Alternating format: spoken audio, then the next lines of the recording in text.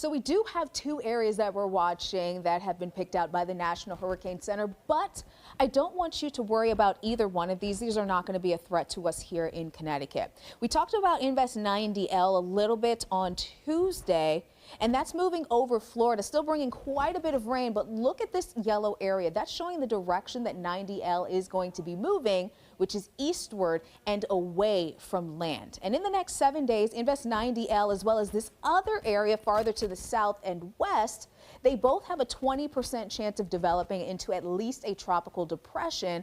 So again, not a huge risk of these becoming stronger, but just two areas that the National Hurricane Center is keeping an eye on. So I want to show you the areas that we watch in particular in the Atlantic Basin during the month of June for tropical activity. And most of them are a little bit closer to us here. So that Gulf area, that's one of the regions that we would keep a typical eye on, as well as the Western Caribbean Sea, another zone that we're watching for potential tropical development, specifically during the month of June. Doesn't necessarily mean that we're going to see an area developing there.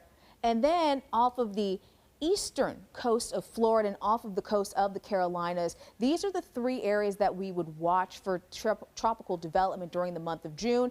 And these areas will shift and move around as we move forward in the hurricane season.